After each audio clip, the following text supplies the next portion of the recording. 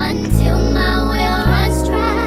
Send all your sins all over me, baby, baby.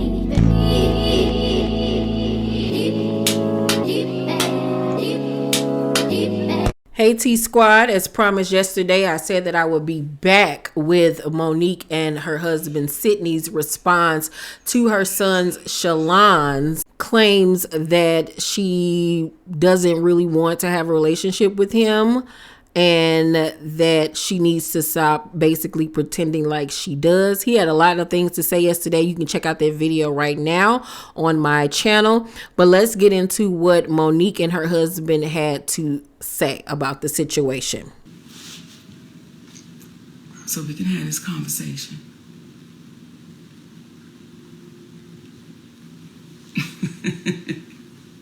You would do that right now? Hey, babies. Hey, hey.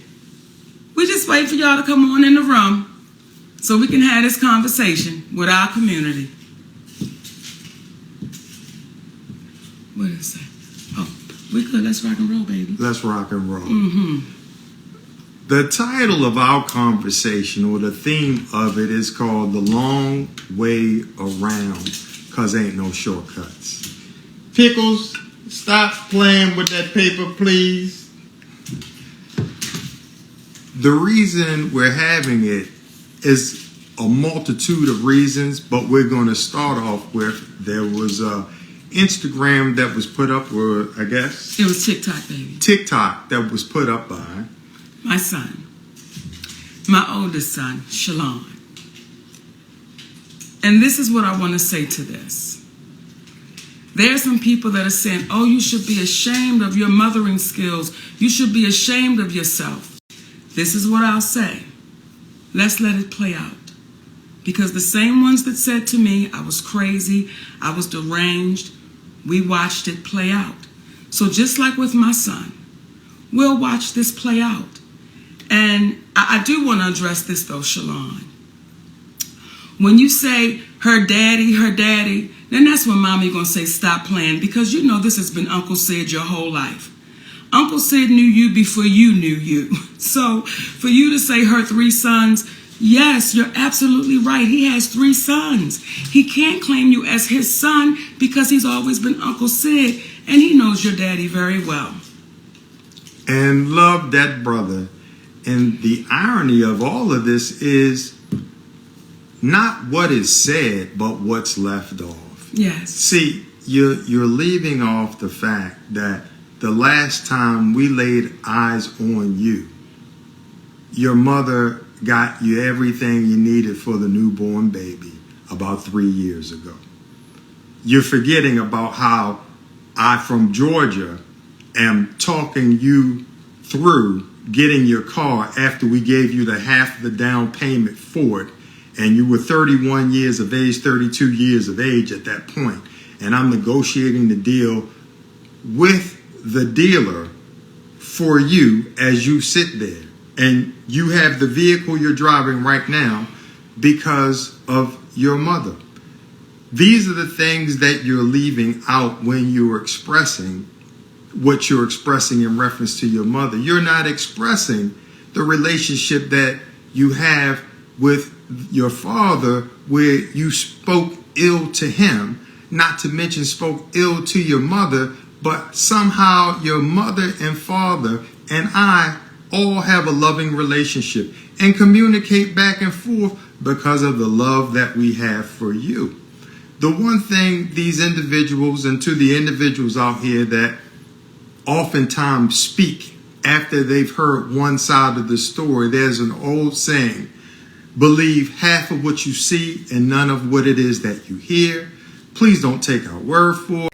Now, that was literally all that they really touched on when it came to her oldest son, Shalon. All of the other stuff was about loving the community, loving black people, and Tyler Perry and Oprah and all of that mess. But I want to touch on what they did talk about. I wish that they would have just stayed on topic with that and not get off into the other stuff and other tangents. But, you know, in Shalon's video, he kept on referring to Sidney as her daddy. Well, you know, that's what she called him. That's her daddy, okay? But Monique basically was trying to say, like, you being funny, like, come on now, you know him as Uncle Sid. This is, you know, was your uncle in a sense before they ever got married. The backstory is that Sidney and Monique grew up together. They've been best friends practically their whole lives. So he's been there from the beginning when she was married to someone else. He's been married to someone else, I believe. And he was there before he was born, when he was born, and after he's been born. So he grew up knowing him as Uncle Sidney, and then his mother and Uncle Sidney went from best friends to lovers. And that's when he went from Uncle Sidney to stepfather. So, I mean, like I said, girl, you call him daddy. You say he your daddy, so your son just reiterating what you said, child. And I wasn't even thinking about that in the beginning, and I'm glad that she reiterated that this isn't like this a new man that just came into my life. This is somebody that you have grown up with and have known your whole entire life. So that does change a little bit of the dynamics of things a little bit. They then touched on how, you know, he cannot be your father because you have a father who is present in your life. Sidney and Monique seem to have a good relationship with her ex, and I guess that's why they were trying to say that he doesn't call him his son because he has a father.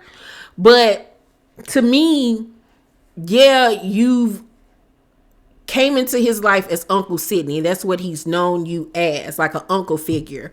So maybe Sidney went into it like, okay, he's always known me as Uncle Sid. I would be remiss to then try to come into the situation and try to be his bonus dad, you know, when I've already had the title and the position as uncle. You know what I'm saying? Maybe that's where he was coming from in that situation, not to be like, I don't love you, I don't mess with you, you're not my child. But it was like, I'm uncle to you. You have a father who I respect, who I have a relationship with. That's your father. These are my children here, but we're still all a family. Do y'all get what I'm saying?